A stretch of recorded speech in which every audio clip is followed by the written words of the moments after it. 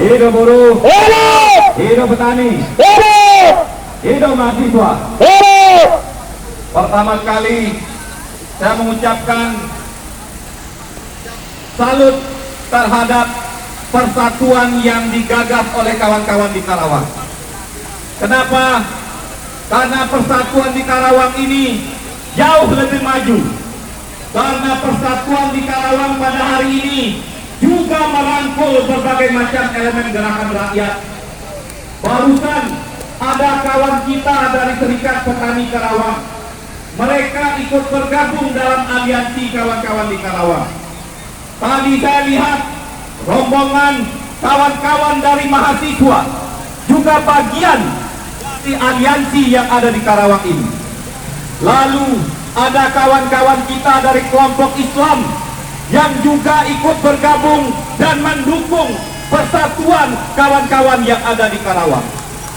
Artinya seluruh elemen rakyat yang ada di Karawang, kawan-kawan sudah bisa mempersatukannya. Apa yang mempersatukan elemen rakyat yang ada di Karawang pada hari ini? Satu hal yang mempersatukannya adalah ancaman terhadap kesejahteraan rakyat akibat akan diberlakukannya RUU Omnibus Law ini. RUU ini tidak hanya mengancam kepada kaum buruh. RUU ini tidak hanya berbahaya bagi kaum buruh. RUU ini juga berbahaya bagi gerakan mahasiswa, kaum mahasiswa. Karena selesai mereka di bangku kuliah, mereka juga akan masuk ke dalam dunia kerja.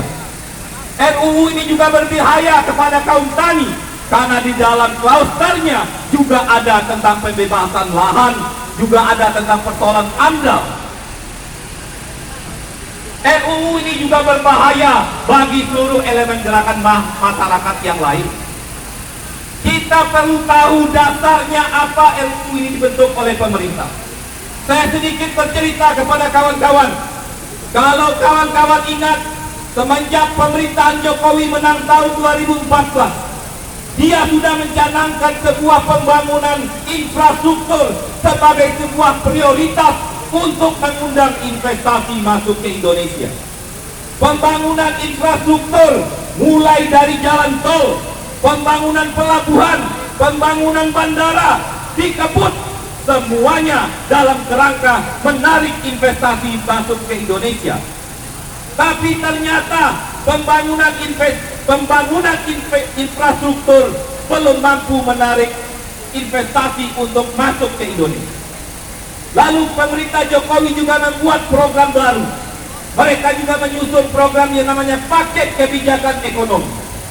Ada 16 paket kebijakan ekonomi yang sudah dikeluarkan oleh pemerintahan Jokowi dalam periode pertamanya. Salah satu paket kebijakan ekonomi yang memicu terjadinya pemogokan umum kaum buruh pada waktu itu adalah paket kebijakan ekonomi jilid 4 yang di dalamnya ada PP 78 yang membatasi upah hanya pada tingkat inflasi dan pertumbuhan ekonomi.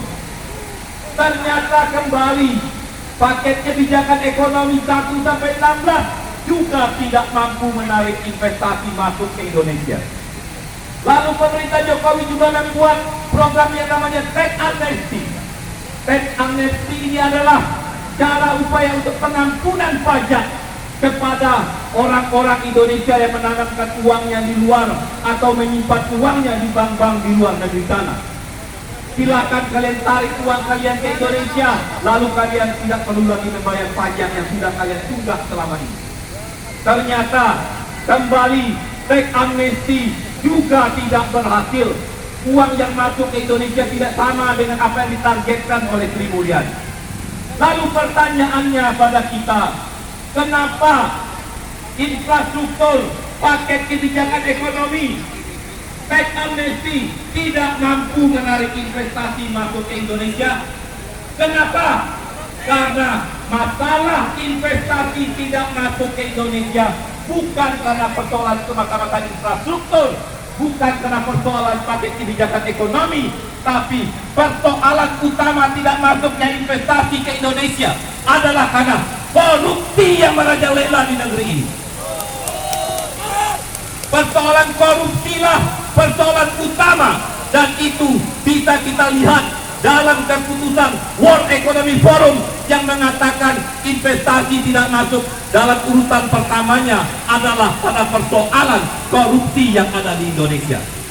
World Economic Forum juga mengatakan persoalan regulasi ketenagakerjaan ada di urutan nomor 14, bukan urutan nomor 1. Tapi aneh, tidak cukup sampai di situ. Pemerintah dalam periode keduanya setelah dilantik, dia mengeluarkan lagi aturan baru yang namanya Omnibus Law. Bahasa yang aneh di kuping kita selama ini. Ternyata Omnibus Law adalah sebuah mekanisme hukum di mana satu undang-undang bisa merevisi banyak undang-undang pada hari ini. Dalam Omnibus Law ada 79 undang-undang yang direvisi oleh satu undang-undang cipta kerja ini. Ada 1000 pasal lebih yang direvisi di dalam undang-undang Omnibus Law. Dalam undang-undang Omnibus Law yang terdiri dari 11 klaster, tadi dari kawan-kawan petani menjelaskan salah satu dampak yang akan terjadi dihilangkannya analisa lingkungan atau izin lingkungan untuk sebuah investasi. Lalu juga tentang persoalan yang lain, kita bisa akan melihat kompensasi yang diberikan dalam bentuk insentif pajak kepada pengusaha akan diberi kelonggaran. Bahkan ada pajak-pajak yang dihapus untuk pengusaha, tapi sebaliknya rakyat akan semakin dipajakin. Pajak-pajak terhadap rakyat akan semakin dibesarkan. Oh, benar. Kita juga bisa melihat dalam masalah ketenagakerjaan yang paling membahayakan bagi kita pada hari ini, yang menyangkut persoalan hidup kita ke depan, hal yang paling prinsip masalah ketenagakerjaan. Saya akan mengambil hanya beberapa contoh, karena tadi kawan-kawan sudah banyak menyampaikan satu hal yang paling mendasar yang akan dirasakan oleh buruh Karawang dalam waktu dekat ini. Salah satu pasal dalam Undang-Undang Omnibus Law adalah tentang bagaimana ke depan upah hanya akan ditetapkan di tingkatan provinsi semata. Tidak akan ada lagi penetapan upah UMK, tidak ada lagi penetapan upah UMSK. Itu semua akan dihilangkan. Artinya apa? Artinya kalau upah hanya ditetapkan dengan UMK, saya mau bertanya kepada kawan-kawan pada hari ini, berapa UMP Jawa Barat? 1,8. 1.800.000 UMP Jawa Barat pada hari ini. Lalu berapa UMK Karawang? Belum tahu. 4.200.000 ya. UMP Jawa Barat 1.800.000. UMK Karawang ada 4.200.000. Besok dalam Undang-Undang Omnibus Law penetapan upah hanya sampai di tingkatan provinsi. Rumus penetapan upah adalah pertumbuhan ekonomi di provinsi Jawa Barat. Kalau seandainya kita ambil rata-rata pertumbuhan ekonomi 5%, kalau 5% naiknya berapa? Kalau 1.800.000, 1.950.000, 1.950.000. Kira-kira rata-rata seperti itulah upah tahun 2021 nanti. Untuk Jawa Barat, gubernur akan menetapkan upah 1.950.000 atau 2 juta untuk provinsi Jawa Barat. Karena tidak ada lagi penetapan UMK, artinya apa? Di Karawang tidak akan ada kenaikan upah. Kenapa tidak ada kenaikan upah di Karawang? Karena kenaikan upah hanya sekarang ini dalam Undang-Undang Omnibus Law hanya di tingkatan provinsi. Tidak ada lagi UMK, tidak ada lagi UMSK. Artinya bisa dikatakan tahun 2021 kalau undang-undang ini goal, tidak ada kenaikan upah di Bekasi, tidak ada kenaikan upah di Karawang, di Bogor, Purwakarta, dan yang lain-lain yang upahnya sudah di atas 2 juta, tidak akan ada kenaikan upah. Lalu apakah kita akan diam?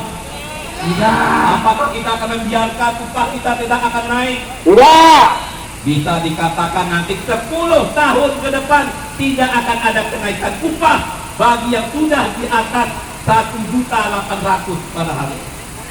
Karena kenaikan rata-rata 5% ya, untuk mengejar sampai 4 juta itu bisa 10 tahun ya, baru akan ada kenaikan upah nanti untuk di Karawang. Lalu bagaimana buruh-buruh akan bisa hidup? Itu satu hal yang akan langsung dirasakan oleh buruh-buruh di Jawa Barat, terutama di Bekasi, Karawang yang upahnya lebih tinggi dari UMP pada hari ini. Karena ke depan upah hanya berdasarkan UMP, tidak ada lagi UMK. Lalu persoalan ini betul. Tidak ada batasan waktu, tidak ada batasan jenis pekerjaan. Semua jenis pekerjaan boleh dikontrak, semua jenis pekerjaan boleh di outsourcing. Artinya tinggal tunggu waktu bagi pekerja tetap, bagi pekerja organik untuk di PHK lalu diganti dengan pekerja kontrak dan outsourcing. Tidak ada yang aman pada hari ini. Mau buruh tetap, mau buruh organik, tidak ada yang aman. Untuk itu gerakan menolak Omnibus Law tidak hanya bagi buruh kontrak dan outsourcing, tapi seluruh elemen gerakan buruh juga harus terlibat, karena ini menyangkut nasib dan masa depan kita dan generasi yang akan datang. Ya.